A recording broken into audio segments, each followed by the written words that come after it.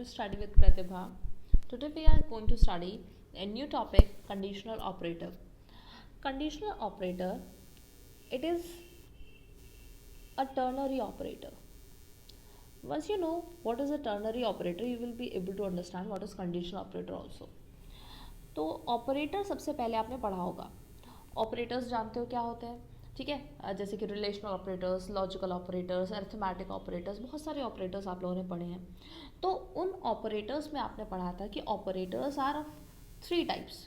There are unary operators, there are binary operators and then there are ternary operators. तो ये जो basis है ना, यूनरी ऑपरेटर, बाइनरी ऑपरेटर या ternary operator, ये इस बेसिस पर ये कितने ऑपरेंड्स यूज करते हैं. तो unary operator uses one operand, binary operator uses two operands and ternary operator it uses three operands. ये मेन बात है, ये थ्री ऑपरेंड्स पे वर्क करता है, इसलिए हम इसको टर्नरी ऑपरेटर कहते हैं. जावा में एक ही टर्नरी ऑपरेटर है विच इज कंडीशनल ऑपरेटर. तो कंडीशनल ऑपरेटर को कई बार सिर्फ और सिर्फ टर्नरी ऑपरेटर भी बोल देते हैं, ठीक है. तो वैसे टर्नरी ऑपरेटर का टाइप है कंडीशनल ऑपरेटर. तो ये जो कंडीशनल ऑपरेटर है, ये क्या काम करता है, इसको समझने के लिए एक इसका मोटिव समझना पड़ेगा. It is an alternative of if else. ये एक इम्पॉर्टेंट बात है कि ये ऑल्टरनेट है किस चीज़ का, इफ एल्स स्टेटमेंट का. If else statement as you know क्या होते हैं कि अगर आपको कोई कंडीशन के बेसिस पर डिसीजन लेना है कि आपको कोई स्टेटमेंट एग्जीक्यूट करना है या कोई दूसरा स्टेटमेंट एग्जीक्यूट करना है, तो वही काम आप कंडीशनल ऑपरेटर से करा सकते हो. कैसे करा सकते हैं हम लोग वो काम, उसके लिए सबसे पहले आपको सिंटेक्स देखना पड़ेगा, उसका लिखने का general format, how do you write it. तो the syntax of conditional operator is, first of all you write an expression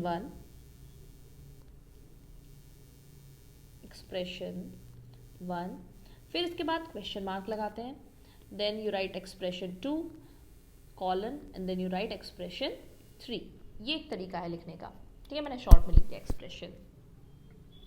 तो अब इसमें क्या होता है कि एक्सप्रेशन वन जो आपने लिखा हुआ है ना, इसकी वैल्यू इवेल्युएट होती है, या तो ये ट्रू आएगा या फॉल्स आएगा. एंड इट मतलब ये हमेशा ये एक्सप्रेशन वन इस तरीके से लिखा होना चाहिए that it should result in either in true और फॉल्स. तो बूलियन वैल्यू ही आनी चाहिए.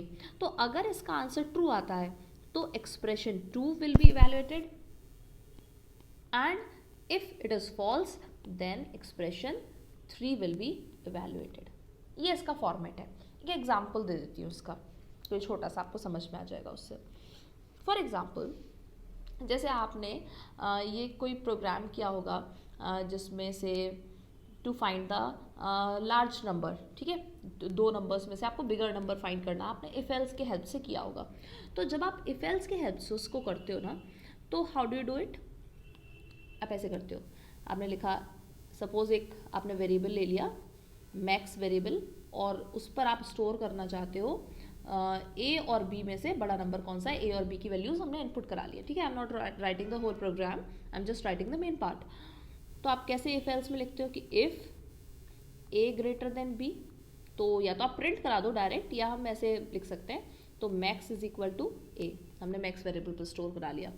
Else max is equal to B, मतलब कि जो बड़ा नंबर है वो हम मैक्स वेरिएबल पे स्टोर करा लेंगे. ये हम यहाँ पर कर रहे हैं.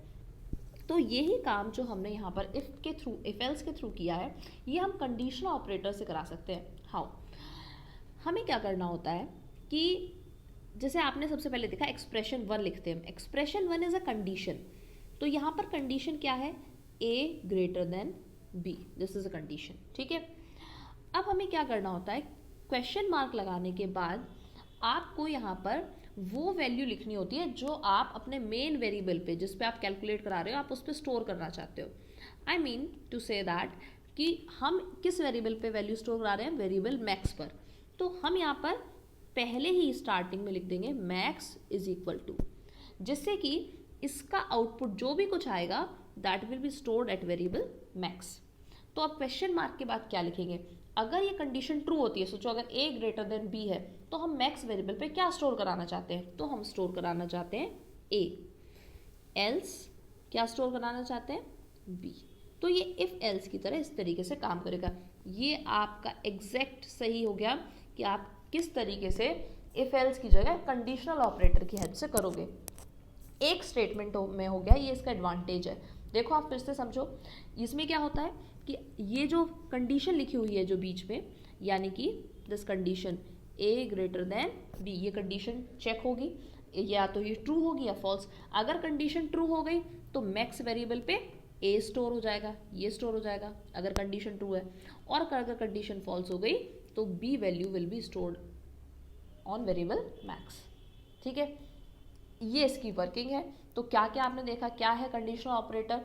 Conditional operator is a ternary operator, it is an alternative of if else. Then इसका सिंटेक्स आपने देख लिया, आप इसकी लैंग्वेज भी वैसे ही आप फ्रेम कर लो कि expression 1 evaluates in boolean value, if it is true then expression 2 is evaluated, otherwise expression 3 is evaluated. तो ये हो गया कंडीशनल ऑपरेटर। इसके बाद हम लोग कुछ एक दो क्वेश्चंस देखते हैं बिल्कुल इसी तरीके की, जिसमें कि हम लोग इफ एल्स को कन्वर्ट करेंगे कंडीशनल ऑपरेटर में। तो लेट्स सी दैट। जैसे कि ये क्वेश्चंस आपके सामने दिख रहे हैं, तो अब यहाँ पर अगर हम पहले, जैसे जो फर्स्ट क्वेश्चन है ये तो काफ़ी सिंपल है। इसमें क्या दे रखा है कि इफ अमाउंट ग्रेटर देन 10,000 है तो discount is equal to 12, else discount is equal to 10, यानी कि डिस्काउंट पे 12 वैल्यू या 10 वैल्यू स्टोर होगी डिपेंडिंग ऑन कि कंडीशन इज आइदर ट्रू और फॉल्स। अब इसी चीज़ को हम कंडीशनल ऑपरेटर की हेल्प से कैसे लिखेंगे? ध्यान रखना, जिस वेरिएबल पे वैल्यू स्टोर करानी होती है उसको बार बार नहीं लिखना होता कंडीशनल ऑपरेटर में, हम सिर्फ एक बार लिखते, स्टार्टिंग में ही लिख देंगे इस तरीके से कि डिस्काउंट इज इक्वल टू, उसके बाद ब्रैकेट में वो कंडीशन लिखी जाती है जिस पे ये बेस्ड होगा, तो जो कि स्टार्टिंग में ही आ गई, अमाउंट ग्रेटर देन 10,000, तो कंडीशन एज इट इज आपको उतारनी है ग्रेटर देन 10,000। फिर क्वेश्चन मार्क, और क्वेश्चन मार्क के बाद वो ट्रू वाली वैल्यू स्टोर करनी होती है। तो अगर ये कंडीशन ट्रू हुई तो डिस्काउंट वेरिएबल पे क्या स्टोर होना है? तो स्टोर होना है 12। तो यहाँ क्वेश्चन मार्क क्या, ट्रू वाली वैल्यू दैट इज 12। फिर कॉलन, कॉलन आपका एल्स की तरह है, ठीक है। तो अगर फॉल्स हो गई तो डिस्काउंट पे क्या वैल्यू स्टोर होनी है? 10। तो यहाँ पर हम लिख देंगे 10 कॉलन के बाद। ये इस तरीके से वैल्यूएट होता है। तो कंडीशन इज आइदर ट्रू और फॉल्स। अगर कंडीशन ट्रू होती है तो 12 स्टोर हो जाएगा, और अगर कंडीशन फॉल्स होती है तो 10 स्टोर हो जाएगा ऑन वेरिएबल डिस्काउंट। इस तरीके का, पहले वाले की तरह है, ठीक है, काफ़ी सिंपल था। अब हम थोड़ा सा अच्छे लेवल का क्वेश्चन करने जा रहे हैं। सेकेंड क्वेश्चन देखो, स्टार्टिंग के कुछ स्टेटमेंट्स तो जनरल वेरिएबल्स डिक्लेयर करना है। कैरेक्टर टाइप का एक वेरिएबल्स तो हमने 2 डिक्लेयर कर लिए, a and c h initialize कर दिया उसको बी से। फिर इंटीजर टाइप के वेरिएबल्स 2 डिक्लेयर कर लिए हैं एंड इनिशियलाइज भी कर लिया उनको, डिपॉजिट एंड इंटरेस्ट, ठीक है। तो जैसे कुछ लाइंस अगर पहले लिखी हूँ, जहाँ देखो हम लोग ना इफ एल्स को कंडीशनल ऑपरेटर में चेंज करते हैं, तो important thing is to understand कि उसके अलावा जो भी स्टेटमेंट्स हैं वो एज इट इज ही रहेंगे। जैसे कि हमारा जो इफ एल्स है वो सिर्फ इतना पार्ट है, this one is if else, ठीक है। उसके ऊपर का जो भी पार्ट है, उसके नीचे का जो भी पार्ट है, that will be written as it is. तो ये मैं अब अलग से नहीं बार बार लिख कर बता रही हूँ, ये एज इट इज हम लोग लिख लेंगे। मैं सिर्फ इसको कन्वर्ट करके बता रही हूँ कि इस इफ एल्स को हम कैसे कंडीशनल ऑपरेटर में कन्वर्ट करेंगे, टर्नरी ऑपरेटर में कन्वर्ट करेंगे। तो लेट अस स्टार्ट दिस। आप चाहो तो वीडियो पॉज कर सकते हो और वीडियो पॉज करके खुद ट्राई करो and then check your answer. तो हम लोग अब इसे लिखना स्टार्ट कर रहे हैं। सबसे पहले मैंने क्या कहा था कि हम उस वेरिएबल को देखते हैं जिस पे वैल्यू स्टोर हो रही है। तो अगर आप नोटिस करो तो हर बार पहले यहाँ पर a is equal to C h plus plus, then a is equal to plus plus c h, every time value is being stored on variable a। तो यानी कि हमारा सबसे पहले एक बार में a इज इक्वल टू ये लाइन तो आनी ही आनी है, ठीक है। Then condition, the main condition which is written here is, I will write with some different colour, ये है हमारी main condition, deposit greater than 25,000। तो वो हम एज इट इज लिख लेंगे, कंडीशन डिपॉजिट ग्रेटर देन 25,000, ये हमारी कंडीशन हो गई।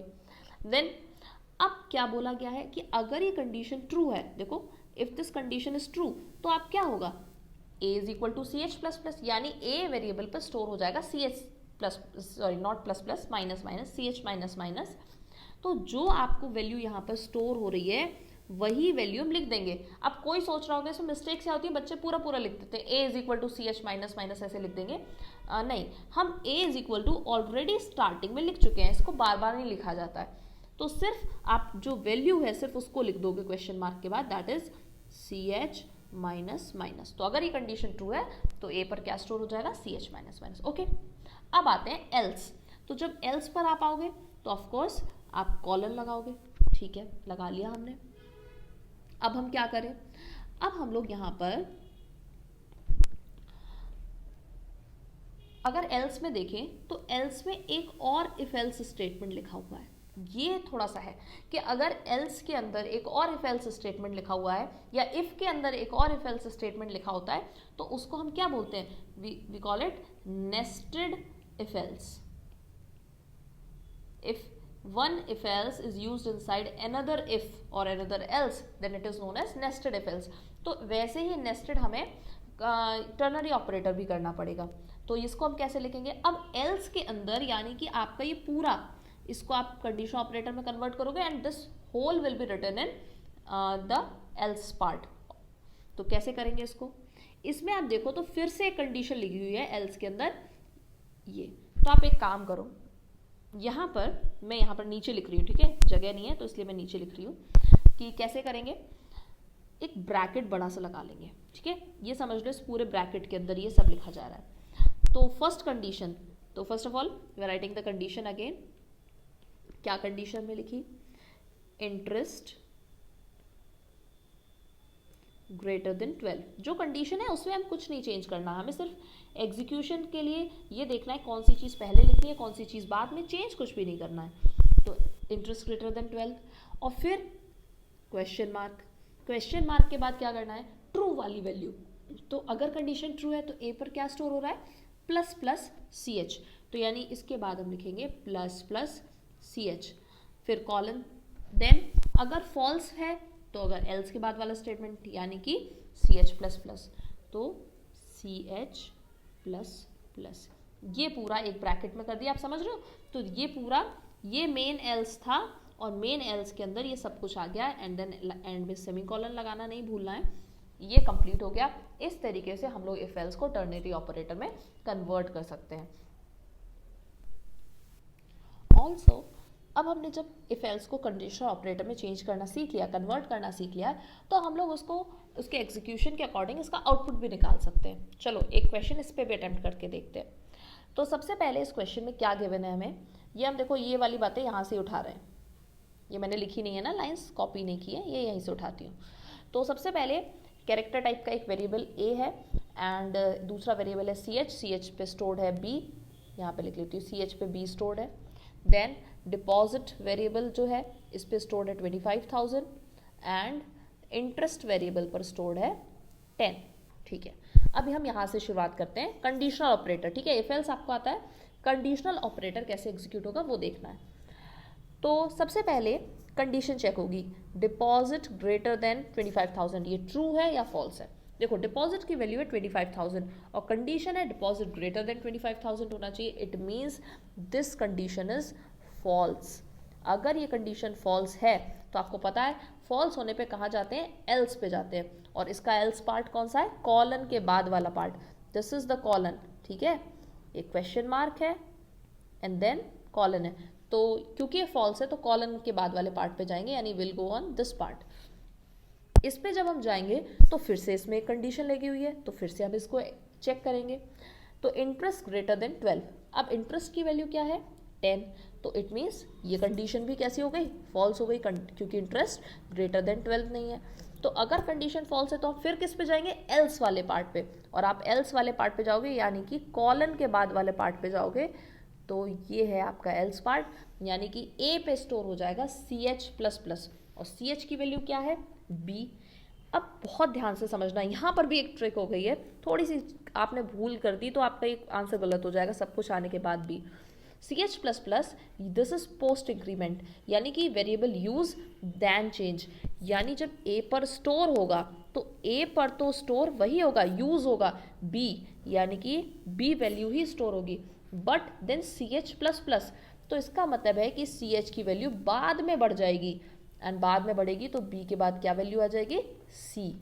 तो देयरफॉर जब एंड में प्रिंट कराने की बात आएगी, क्योंकि आपको देख रहे हो एंड में आपको प्रिंट भी कराना है, लिखा हुआ है system dot out dot println C H and system dot out dot println A. तो फाइनली जो आपका जो आउटपुट बॉक्स होगा आप उसमें क्या लिख कर आओगे, प्रिंट करानी है सी एच की वैल्यू तो सी एच की वैल्यू है सी, एंड देन प्रिंट करानी है ए की वैल्यू विच इज बी। तो दिस इज योर आउटपुट।